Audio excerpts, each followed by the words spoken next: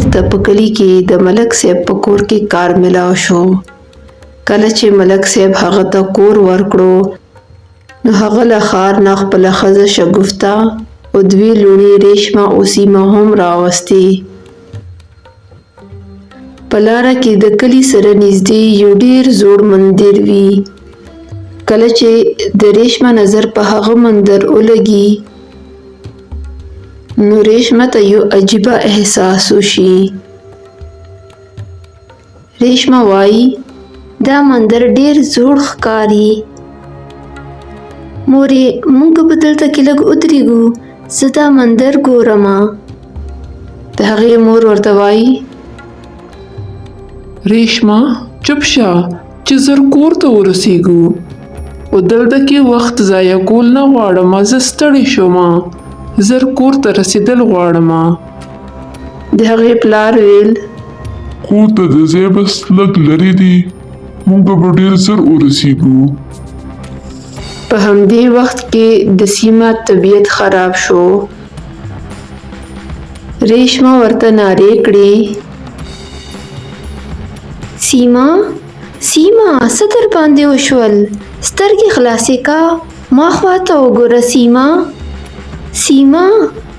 امي وګوره کنه سیمه باندې څه چلو شو؟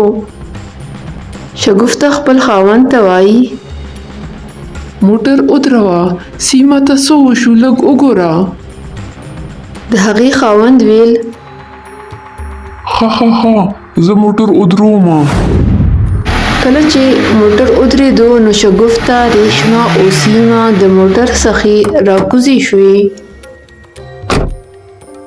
او سیمه ډېرې زیاتې الټیانې وکړې. هغې د بس دې لږ بهر کېناستو. سیمه وایي مورې په دې تازه هوا کې لږ ښه احساس کومه، طبیعت مې ښه شو. مورې موږ به کور ته کله رسېږو؟ زما لورې زه هم پهله ځل روانه یم تا سره، ما ته څه پته دی چې کله به رسېږو. که پیدل لاړ شو نو هم ډېر زیات زر ورسېږو، لږه لاره پاتې دی.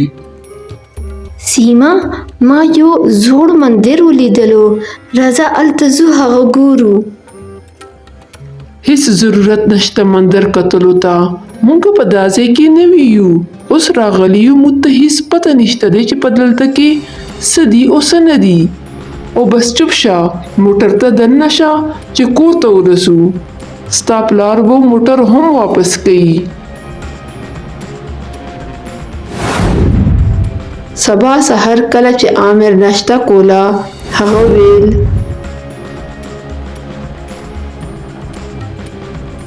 زه کار ته ځم، ما باندې ډېر زیات ناوخته شو، که تاسو څه ضرورت وي نو ماته ووایه. کله چې راځې نو سبزي راوړه ځان سره، او د جامو وینځلو صابون هم راوړه، او هاو یوه جارو هم در سره راوړي. ښه صحیح دی، زه چې راځم زه به دا ټول څیزونه راوړم. او عامر کار ته لاړ شي. شګفته هم په د کور کارونو کې مصروفه شي. ریشمه سیمه ته ویل راځه سیمه مندر ته ځو، د ډېر نږدې دی، دونه لرې نه دی. مونږ مور منع کړي یو، بیا ولې ضد کوې؟ مور به اجازت راله راکړي هلته ته تلو. ریشمه ویل پاګلې مور ته به څوک وایي؟ زر به لاړ شو او واپس به راشو، او خبردار شه چې امي ابو ته حال ونه وایي. سیمه په ناخوښه سره هغې سره روانه شوه. دوی چې کله مندر ته ورسېدل نو ریشمه ویل سیمه راځه پورته مندر ته دننه لاړ شو او وګورو چې څنګه دی. زه یریږم، راځه بس ته دلته پورې صحیح دی، اوس نور دننه نه ځو، راځه واپس ځو کور ته. ریشمه ته ولې خبره نه منې؟ د څه نه یریږې؟ زه در سره نه یم، ته ډېره ډاره نه یې، راځه ما ته لاس راکړه چې ځو. دې دواړه مندر ته ورسېدل. خو کله چې ریشمه مندر ولیدل نو هغې ویل پته نشته چې دا مندر کله جوړ شوی دی او چا جوړ کړی دی، خو دا خو بالکل خنډر جوړ شو، دا خو ټول مات دی. راځه چې واپس ځو، تاله پته نشته داسې ځایونو کې پیریان وي، ارواحونه وي. په همدې وخت کې ریشمه ته یوه توره څیره ښکاره شوه او هغې عجیبه حرکتونه شروع کړو. سیمه په حیرانۍ سره ورته ګوري، خو ورته دا نه معلومیږي چې ریشمه ته څه وشو. آبی څه در باندې وشو؟ تا طبیعت خو ټیک دی؟ کله چې سیمه د ریشمه نه لاس لرې کړي نو هغه څیره ریشمه ته دوباره ښکاره شي او ریشمه دوباره عجیبه حرکتونه شروع کړي. سیمه د ریشمه لاس ونیسي او وایي راځه اپی راځه، دلته نه ځو، راځه کور ته ځو. کور ته رسېدو نه پس ریشمه په هوش کې نه وي. سیمه د ریشمه ډیر زیات فکر کوي او وایي اپی سترګې دې خلاصې کا، څه وشو تا باندې؟ اپی زه امي ابو ته وایمه. ناڅاپه ریشمه خپلې سترګې خلاصې کړي او هغې رنګ بدل شوی وي.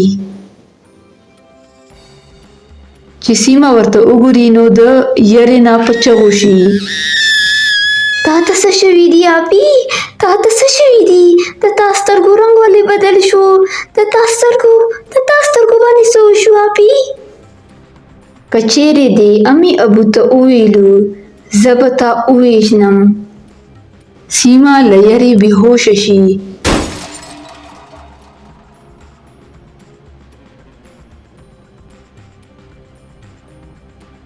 سیمه مور پلار راشي او ریشمه هم هلته کې ولاړه وي.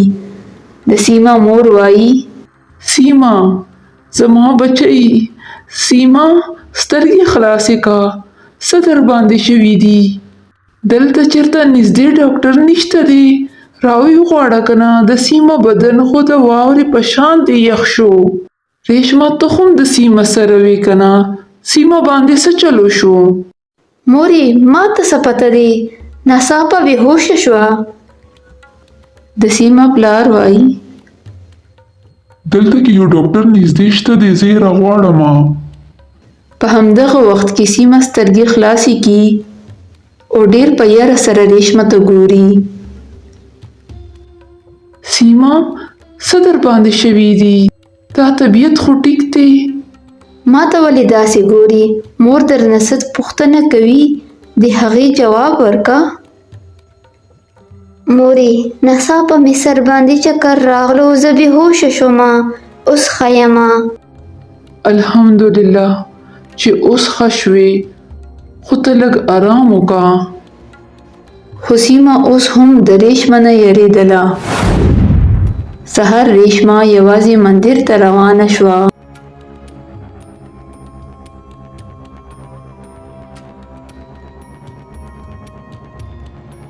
نو سیمه د هغې تعقب کولو.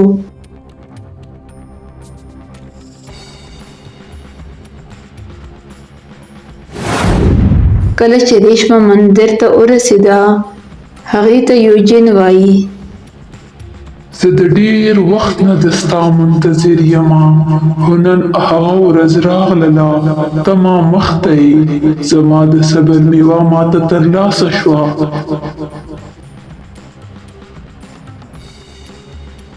زه یوازې ستا دپاره پیدا ویم. په دې ژوند کې موږ هیڅوک هم جدا کولی نشي. سیمه د ټول منظر وګوري او ډېره زیاته ویریږي او د هغه ځای نه په منډه باندې کور ته راستنه شي. سیمه ډېره زیاته ویریږي او خپلې مور ته ټوله کیسه تېره کړي. مور یې هم ډېره زیاته ویریږي او وایي سیمه ما تاسو دواړو ته ویلو چې دې مندر ته مه ځه، خو تاسو ما خبره ونه منله. اوس مه یریږه، زه له تا سره یم.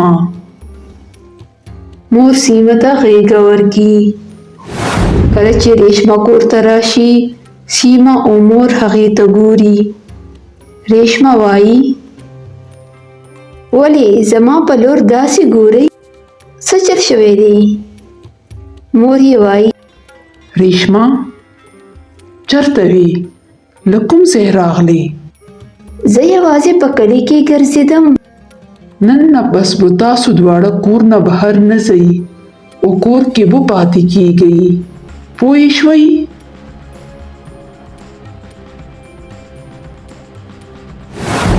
که تاسو دا ویډیو خوښه شوي وي نو دا لایک کئ، زما چینل ایول سټوریز پښتو سبسکرایب کئ او بیل آیکن ضرور دباو کئ. د ویډیو کتنو ډیره مننه.